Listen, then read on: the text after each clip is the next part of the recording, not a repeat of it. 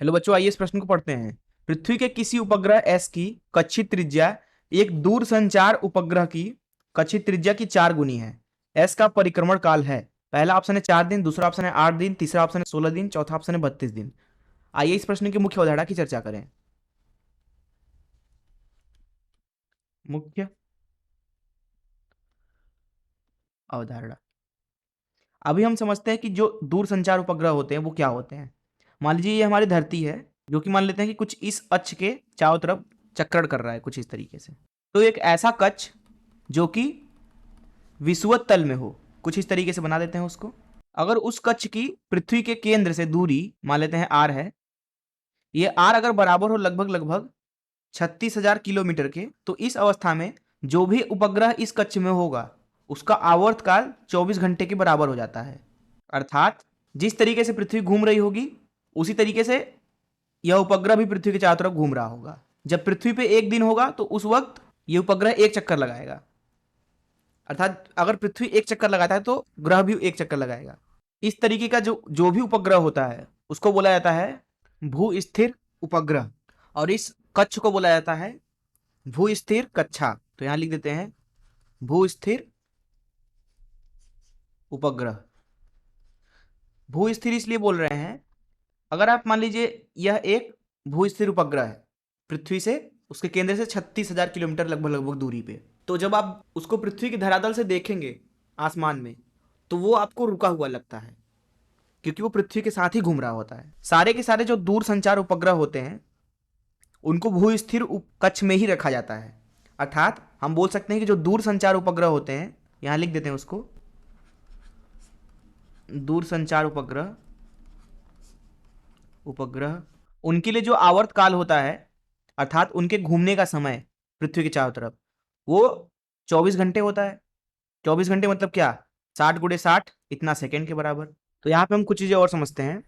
मान लीजिए कि हमारे पास में ये हमारी धरती है, तो इसके केंद्र से मान लेते हैं कि r दूर पर एक उपग्रह है। ये मान लीजिए उपग्रह है जो कि पृथ्वी के चारों तरफ घूमेगा।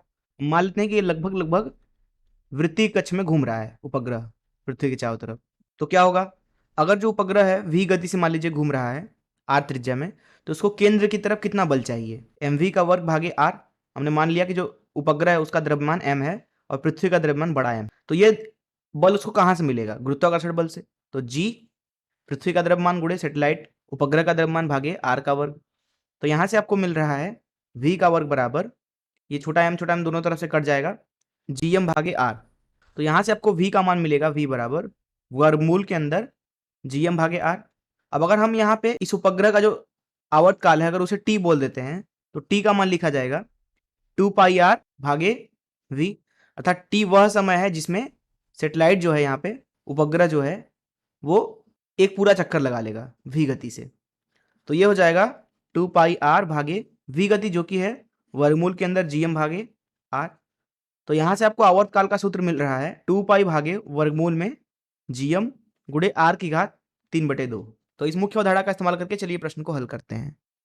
यहां पर इस प्रश्न में बोला जा रहा है कि पृथ्वी के किसी उपग्रह एस की कक्षीय त्रिज्या दूर संचार उपग्रह की कक्षीय त्रिज्या की 4 गुनी है। तो जैसा कि हमने देखा कि अभी आवर्त काल जो होता है टी बराबर, वो होता है 2π भागे वर्गमूल के अंदर gm गुणे r की घात 3/2।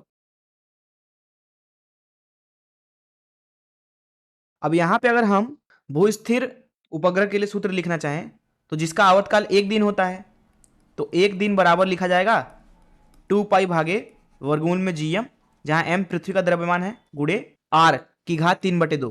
r जो होता है 36,000 किलोमीटर के करीब होता है। वहीं अब एक दूसरा उपग्रह है जिसके लिए आवर्तकाल मान लेते हैं कि t दिन है, तो ये बराबर लिखा जाएगा 2π भागे वर्गमूल के अंदर gm।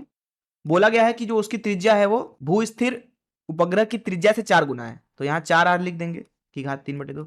दोनों का भाग लगा देते हैं, तो t भागे 1 आपको मिलेगा 4r की घात 3/2 भागे r की घात 3/2। तो यहां से आपको मिल रहा है 8 के बराबर, जिसका मतलब यह है कि जो नया वाला उपग्रह है वो पृथ्वी के चारों तरफ 8 दिन में एक चक्कर लगाएगा, और यही हो जाएगा इस प्रश्न का उत्तर। आइए देखिए कौन सा ऑप्शन सही है।